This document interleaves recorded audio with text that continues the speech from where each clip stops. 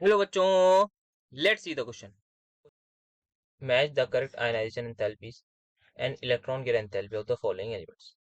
First side we have most reactive non metal, most reactive metal, least reactive element, metal forming binary halide. So we have to match them. So let's get understand the key concept that we are going to use in this particular question. तो की concept जो हमारा use होने जा रहा है that is periodic properties of elements.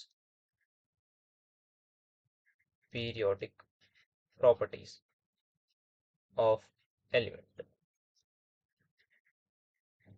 So की concept होगा हमारा periodic properties of elements. Okay, so यहाँ पे हमें सबसे पहले बताना है most reactive non metal. Most reactive non metal कौन होगा, मतलब जो बहुत ही ज्यादा हाईली नॉन रिएक्टिव मेटल, जैसे कि फ्लोरीन हमारे पास एक एग्जांपल हो सकता है। तो इन दिस केस उसकी जो इलेक्ट्रॉन गेन एंथैल्पी है, जिसको हम डेल्टा एच ईजी से लिखते हैं, that should be highly negative.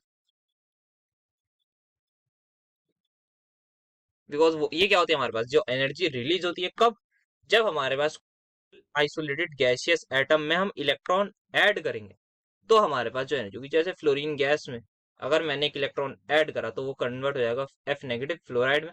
इस केस में कुछ एनर्जी, उस एनर्जी को हम कहेंगे इलेक्ट्रॉन गेन एंथैल्पी।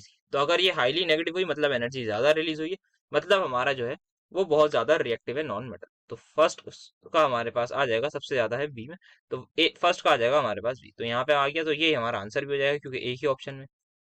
अब बात करें मोस्ट रिएक्टिव मेटल की, तो मोस्ट रिएक्टिव मेटल कौन होते हैं हमारे पास, एल्कली मेटल्स होते हैं।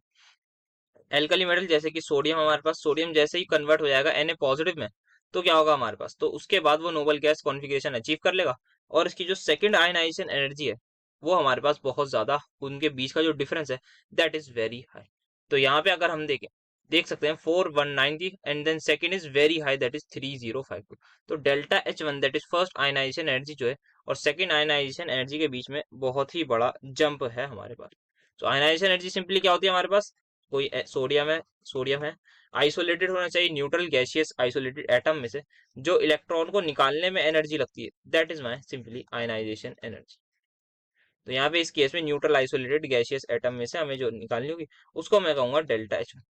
फर्दर मैं इसमें से एक और इलेक्ट्रॉन अगर निकालूंगा और इसको बनाने की कोशिश करूंगा Na2+, तो इस केस में जो एनर्जी रिलीज होगी that is my delta H2 या फिर second ionization energy, and it is very high because यहाँ पे जो सोडियम है ये हमारे पास नोबल गैस कॉन्फ़िगरेशन अचीव कर चुका होगा दैट इज ऑफ नियॉन की। तो यहाँ से इसको स्टेबल बन चुका होगा, इसे अनस्टेबल करना होगा तो यहाँ पे बहुत ज्यादा परेशानी होगी, बहुत एनर्जी देनी होगी। तो यहाँ पे हमारे पास आ जाएगा सेकंड का आ जाएगा ऑप्शन नंबर है, तो सेकंड का ऑप्शन नंबर आ गया परफेक्ट। नाउ थर्ड की बात करें हमारे पास लीस्ट रिएक्टिव एलिमेंट। तो लीस्ट रिएक्टिव हमारे पास जो होते हैं वो जनरली होती है नोबल गैसेस। नोबल गैसेस के केस में हमारे पास क्या होता है यहाँ पर, इनकी एक तो आयनाइजेशन एनर्जीज हाई होती हैं क्योंकि पहले से ही स्टेबल होती है, तो delta H1 and delta H2 इनकी हाई होगी। साथ में जो है ये इलेक्ट्रॉन एफिनिटी इनकी जो है that is positive. The reason is because यहाँ पे ये इलेक्ट्रॉन गेन करने के बाद एनर्जी रिलीज नहीं करते because they are already stable. तो यहाँ पर ये एनर्जी नहीं रिलीज करेंगे बल्कि इन्हें एनर्जी देनी पड़ती है कि आप इलेक्ट्रॉन एक्सेप्ट करिए। तो यहाँ पे हमें ऐसा ऑप्शन देखना है जहाँ पे डेल्टा एच आई और इलेक्ट्रॉन एंथैल्पी पॉजिटिव, तो सी का हम देख सकते हैं क्लियरली डी। तो सी का डी हमारे पास आ गया, थ्री का डी बेसिकली आ गया, सी का कह रहा हूँ थ्री का डी, तो ये भी हमारे पास करेक्ट हो गया। मेटल फॉर्मिंग बाइनरी हैलाइड, मतलब ऐसे मेटल जो एक मेटल है एम मान लेते हैं, वो हैलाइड से रिएक्ट करेगा तो वो बना देगा MX2। मतलब ये बेसिकली बात हो रही है हमारे पास सेकंड ग्रुप एलिमेंट्स।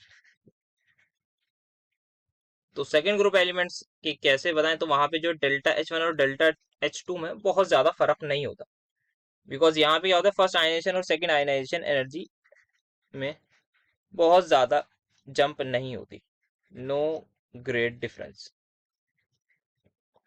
बिकॉज क्या होता है यहाँ पर अगर, लेकिन अब थर्ड की बात करते हैं तब उसमें डिफरेंस आता है क्योंकि तब वो नोबल गैस कॉन्फ़िगरेशन अचीव कर लेते हैं।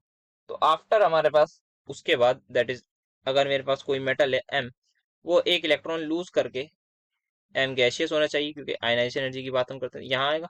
देन यहाँ पे एक और अगर इलेक्ट्रॉन लूज कर देगा तो M2 पॉजिटिव बना लेगा और एक और इलेक्ट्रॉन लूज कर देगा। अगर इसके बाद एक और कराना है तब बहुत ज्यादा एनर्जी रिलीज, तब ज्यादा एनर्जी रिलीज नहीं, तब हमें बहुत ज्यादा एनर्जी देनी पड़ेगी to remove that electron because that is stable. But इस केस में यहाँ पे इतनी नहीं देनी पड़ती बिकॉज अभी यहाँ पर ये स्टेबल बन चुका है। जैसे कि we all know beryllium 2 positive, magnesium 2 positive, calcium 2 positive होते हैं हमारे ग्रुप 2 एलिमेंट्स। तो ये हमारे पास हो जाएगा बाइनरी हैलाइड वाले का, that is the option number C. यहाँ पे बहुत ज्यादा डिफरेंस नहीं है, हेंस हमारे पास फाइनल आंसर क्या हो जाएगा, that is my option number C. Hope you understood this well, best of luck.